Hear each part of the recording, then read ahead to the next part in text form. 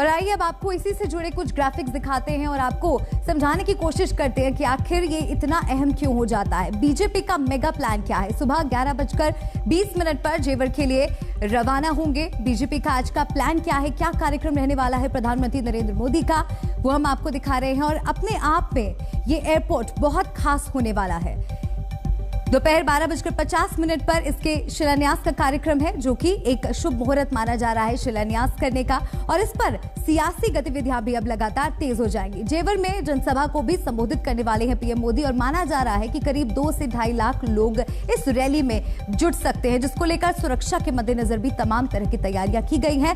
वहां से भी आपको सीधी तस्वीरें दिखाएंगे, लगातार ग्राउंड जीरो से भी आपको रिपोर्ट्स और तस्वीरें दिखाएंगे। तो बीजेपी का मेगा प्लान क्या है? करीब 1.25 घंटे का ये पूरा कार्यक्रम होने वाला है और इस कार्यक्रम से जुड़ी पल पल की तस्वीर और अपडेट आपको दिखाएंगे।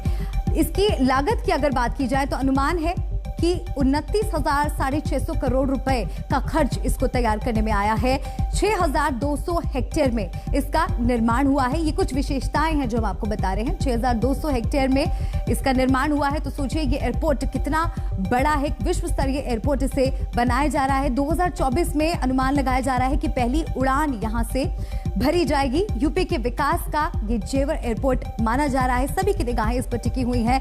करीब 2 से 3 साल और इसमें पूरी तरह से इसको तैयार होने में वक्त लगेगा। एयरपोर्ट में 5 रनवे होंगे, 2 टर्मिनल्स होंगे और साथ ही ये ग्राफिक्स आपको हम दिखा रहे हैं land advantages tourism development, tourism के लिहाज से और अगर एयरपोर्ट्स की गिनती के हिसाब से देखा जाए, जो बीजेपी का एक मेगा प्लान है उसके लिए भी ये बहुत अहम हो जाता है। 178 विमान यहां से उड़ेंगे, उड़ान भरेंगे। पश्चिम यूपी पर इसका सीधा असर पड़ने वाला है। राजनीतिक मायने भी इस एयरपोर्ट के समझ में आ सकते हैं। पश्चिम यूपी के 30 जिले इस एयरपोर्ट की वजह से आसानी से जुड़ जाएंगे। पूरे इलाके में कनेक्टिविटी बेहतर रहेगी। हरियाणा के लोगों को भी इस एयरपोर्ट के शुरू होने से फायदा पहुंचेगा। तो जेवर एयरपोर्ट पर 1 साल को ये बन रहा है और जेवर एयरपोर्ट की सियासत जुड़ी भी आपको जानकारी हम बता देते हैं। शिवांगी ठाकुर मेरी सहयोगी जेवर एयरपोर्ट से लाइव मेरे साथ जुड़ रही हैं। सीधा शिवांगी का रुख करते हैं। शिवांगी, इस वक्त वहां पर क्या कुछ चल रहा है? तस्वीरें और अपडेट दर्शकों तक पहुंचाइए। बिल्कुल मलिका, जैसा कि आप बता रही थी कि अपने आप में एक भव्य इवेंट है और इसका इंतजार यूपी सरकार लंबे समय से कर रही थी। सीधी तस्वीरें हम यहां से अपने दर्शकों को दिखाते हैं कि देखिए तैयारियां यहां पर पूरी कर ली गई हैं और तमाम वीवीआईपी गेस्ट जो हैं उनके आने का सिलसिला अब यहां पर शुरू हो गया है। जगह जगह पर आपको बता दें कि 3,000 से ज्यादा पोस्टर्स जो हैं वो प्रधानमंत्री नरेंद्र मोदी और साथ ही उत्तर प्रदेश के मुख्यमंत्री योगी आदित्यनाथ की लगाई गई है। और चप्पे चप्पे पर आप देखिए सुरक्षाकर्मी यहां पर मौजूद हैं। सुरक्षा के सारे इंतजामात कड़े किए गए हैं और साथ ही हम वीवीआईपी गेस्ट की बात कर रहे हैं तो लगभग 1500 वीवीआईपी गेस्ट आज इस भूमि पूजन में मौजूद रहेंगे और साथ ही तमाम लाखों लोग जो आसपास के लोग हैं वो यहां पर इस पूरे इवेंट में शिरकत करेंगे। साथ ही ब्रज प्रथा जो है, कला संस्कृति जो है ब्रज की, वो भी आज यहाँ पर दिखाई देगी।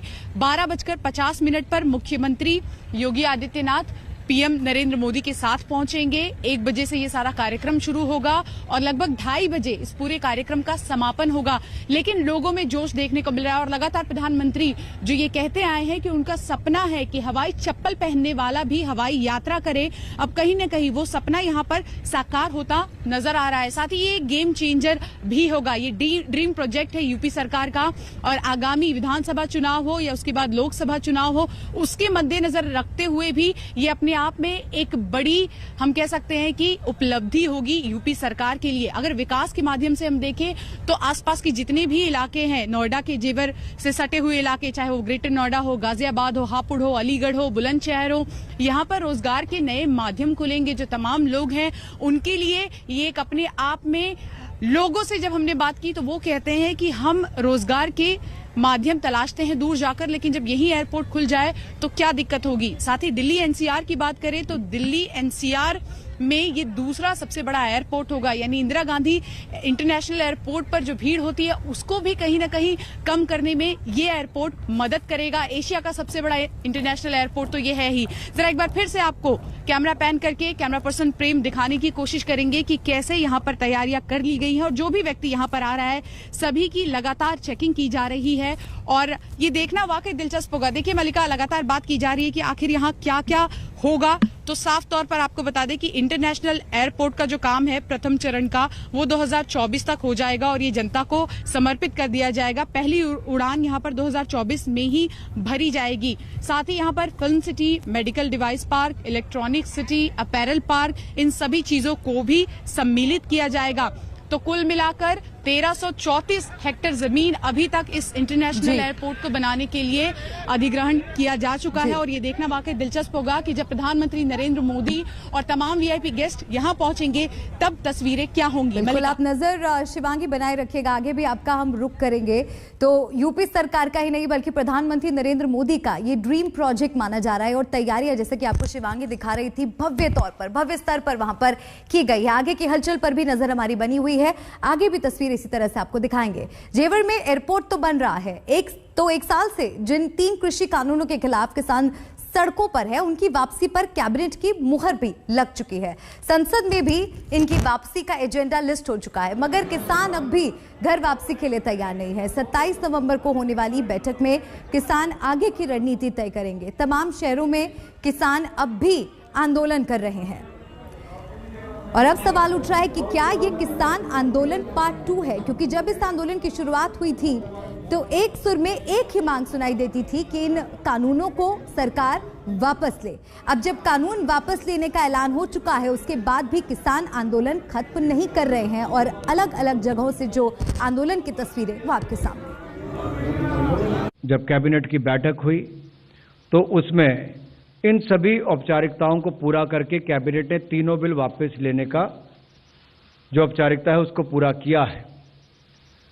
कुछ ही दिनों के बाद अगले हफ्ते की शुरुआत में पार्लियामेंट का सत्र आएगा और ये जो तीनों विधेयक लोकसभा राज्यसभा में पूर्व में पास हुए थे इनको वहां पर बाकी जो प्रक्रिया वापस लेने की वहां पर पूरी कर दी जाएगी। ये जीत कहां, ये तो वे लेकर आए थे, वो संघर्ष हुआ, उन्होंने वापसी ले लिए। जीत तो किसान की जब होगी जब उनको फसलों के दाम मिल जाएंगे। नुकसान तो फसलों का बहुत हो रहा है ना कि आधे रेट में फसलें बिकती है तो नुकसान हो रहा है। एमएसपी पे मिनिमम सपोर्ट प्राइस जो है उस पर गारंटी कार्ड देकर जाएंगे पक्का।